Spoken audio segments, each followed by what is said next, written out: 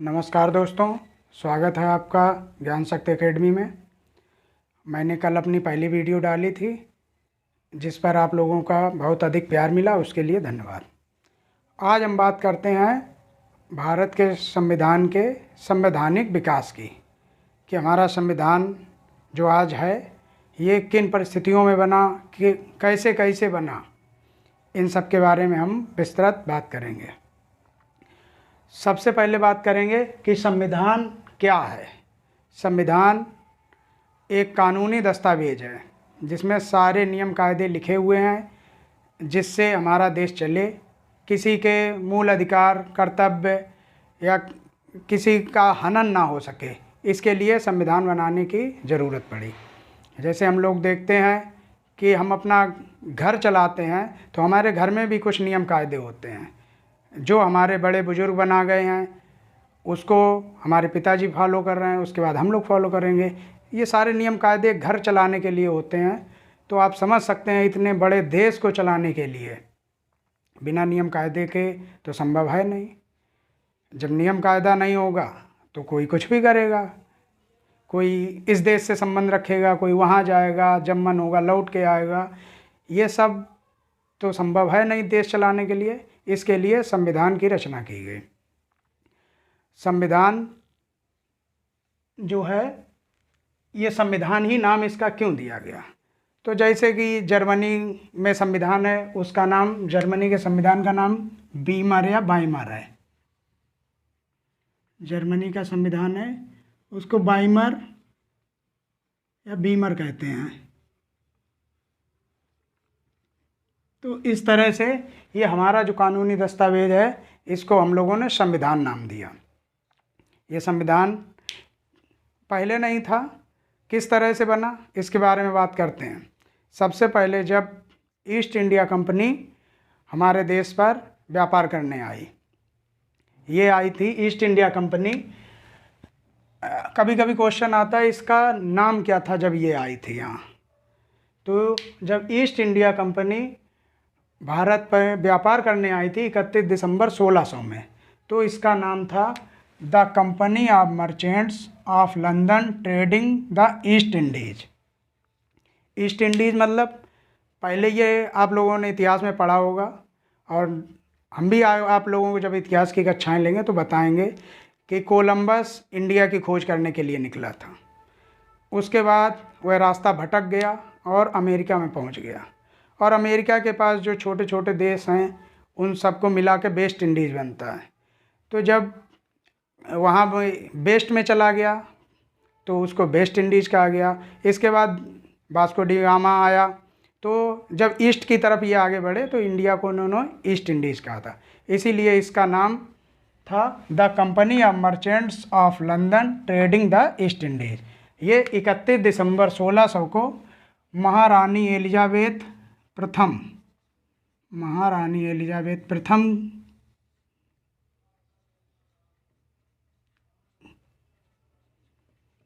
के हस्ताक्षरित चार्टर द्वारा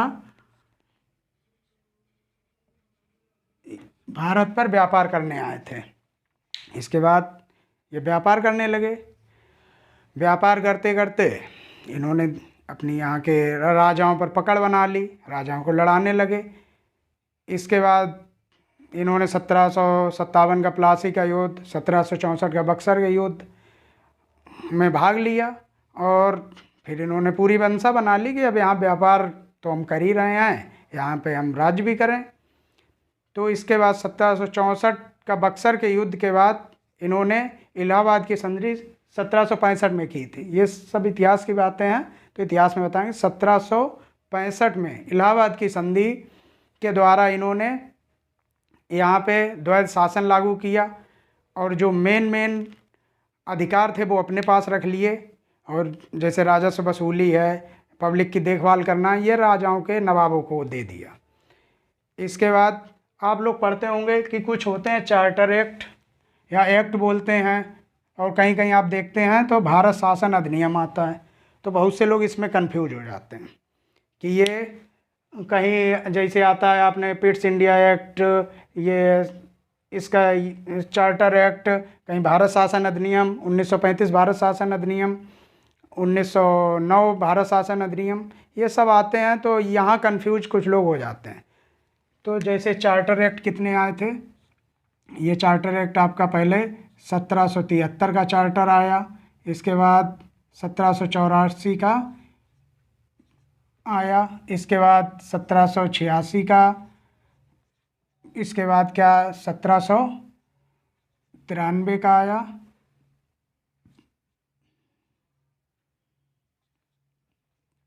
इस तरह से ये 1813, ये सब 20-20 साल पे चार्टर आते रहे, और 1833 और 1853, ये 1853 तक आप जो पढ़ेंगे उनको आप चार्टर में पढ़ेंगे, एक्ट में, चार्टर एक्ट या एक्ट में पढ़ेंगे। इसके बाद जो आएंगे 1858 का भारत शासन अधिनियम, 1861 का भारत शासन अधिनियम, 1893 का भारत शासन अधिनियम, 1909 का भारत शासन अधिनियम, 1919 का भारत शासन अधिनियम, 1935 का भारत शासन अधिनियम। तो यहाँ चार्टर और भारत शासन अधिनियम में क्या डिफरेंस है?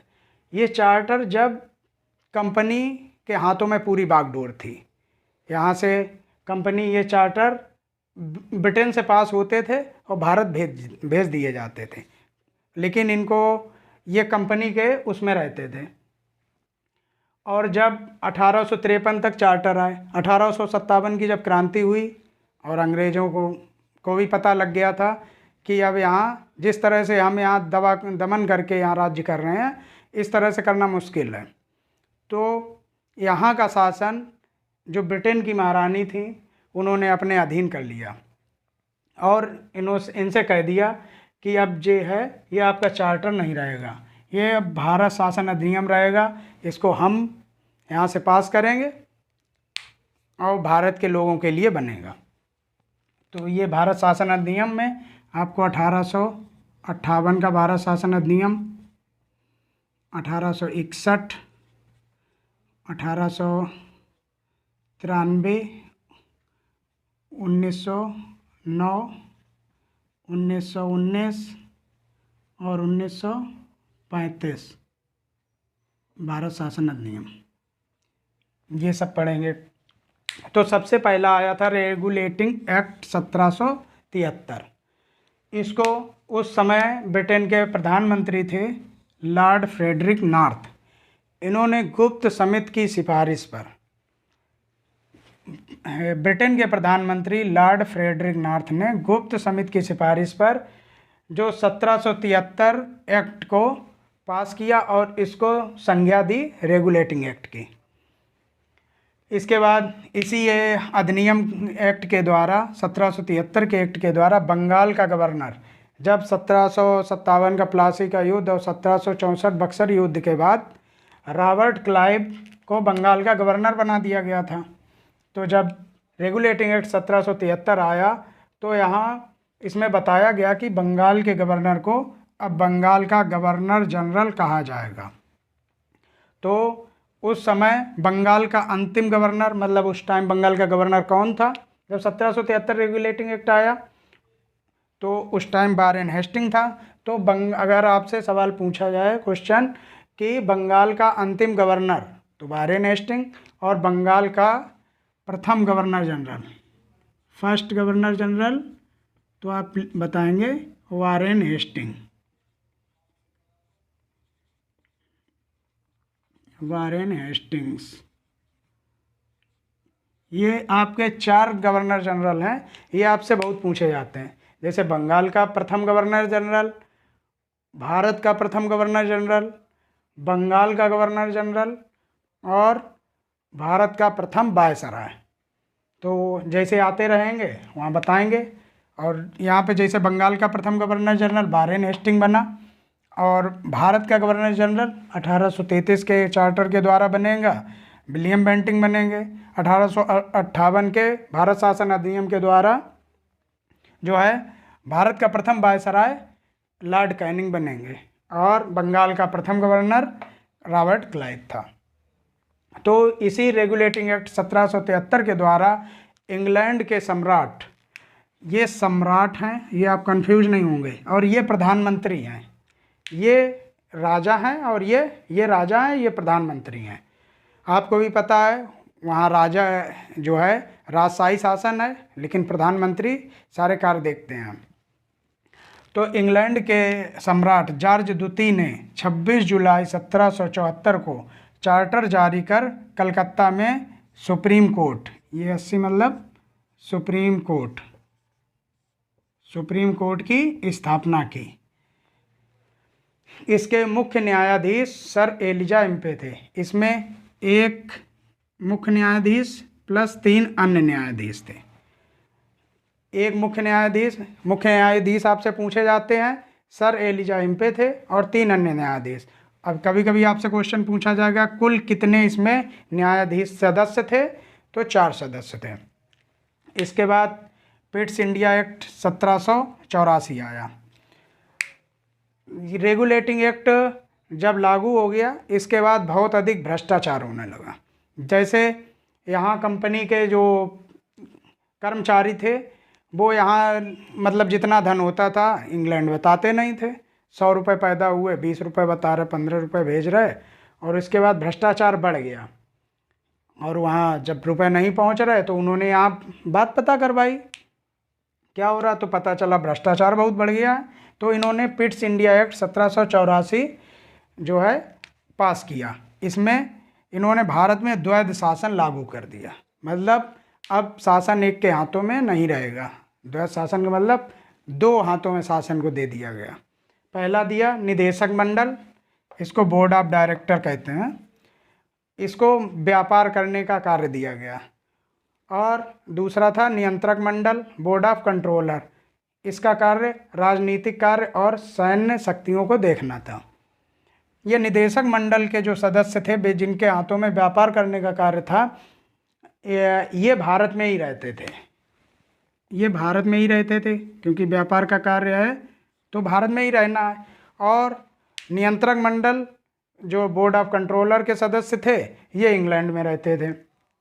तो इस तरह से पिट्स इंडिया एक्ट में मेन बातें हैं, और भी कई चीज़ें हैं लेकिन आपको मेन चीज़ें बता रहे हैं कि भ्रष्टाचार को कम करने के लिए भारत में द्वैध शासन लागू किया गया। ये आपसे क्वेश्चन पूछा जाता है कि भारत में द्वैध शासन कब लागू किया गया, तो 1784 में पिट्स इंडिया एक्ट के द्वारा। इसके बाद 1786 का एक्ट, इसको 1786 का सेटलमेंट एक्ट कहते हैं, सेटलमेंट एक्ट कहते हैं। इसमें इस पिट्स इंडिया एक्ट की कुछ कमियों को दूर करने के लिए इस 2 साल बाद 1786 का सेटलमेंट एक्ट लाया गया। इसमें गवर्नर जनरल को, जो बंगाल का गवर्नर जनरल था, उसको वीटो पावर दिया गया। वीटो पावर का मतलब कि वह ये कार्य करने के लिए, जैसे अपने यहाँ संविधान में राष्ट्रपति को वीटो पावर है, उसके पास कुछ जो ये पास होके बिल आते हैं उनमें साइन करे या ना करे, इनका वीटो पावर होता है। तो ऐसे ही गवर्नर जनरल को वीटो पावर दिया गया। अब आप कहेंगे गवर्नर जनरल को यहाँ वीटो पावर क्यों दिया गया? जैसे आपने यहाँ पहले ही 1784 में देखा था कि नियंत्रक मंडल मतलब बोर्ड ऑफ कंट्रोलर के पास ये राजनीतिक और सैन्य शक्तियाँ थीं, और ये लोग कहाँ रहते थे? ये इंग्लैंड में रहते थे। जब ये इंग्लैंड में रहते थे तो इनको भारत में क्या हो रहा इसकी जानकारी उतनी नहीं थी जितनी यहाँ के गवर्नर जनरल जो प्रेजेंट टाइम रह रहा है। तो उन्होंने तो वहाँ से पास कर दिया कि फलाने राजा को देखना है, फलाने राज्य में जाके हमला कर दो, या वहाँ की ज़मीन किसानों पे कर बढ़ा दो। तो ये जान रहे थे कि यहाँ हमारा दिक्कत हो जाएगी, लेकिन इनको नहीं पता था क्योंकि ये इंग्लैंड में बैठे थे। तो ये सारी चीज़ें इन्होंने वहाँ भेजी, तो इनको वीटो पावर दिया गया इसमें कि ठीक है, अगर हम भेज रहे हैं तो आपके पास वीटो पावर की शक्ति है कि आप उसको करें, और अगर नहीं ठीक लग रहा है तो उसको छोड़ भी सकते हैं। और दूसरी चीज़ इसमें दी गई प्रधान सेनापति की शक्तियाँ, कि भाई जब सेनापति की शक्तियाँ गवर्नर जनरल पास नहीं होंगी, अब वो इंग्लैंड का इंतज़ार कर रहा है, और उस टाइम मोबाइल फ़ोन या ये तो थे नहीं कि वहाँ से कॉल आया और यहाँ सेना लड़ने लगी। नाव से जाना होता था, महीनों लगते थे। तो इसलिए यहाँ प्रधान सेनापति की शक्तियाँ भी गवर्नर जनरल को दी गई क्योंकि बिना सेनापति के ऑर्डर के सेना तो चलती नहीं है।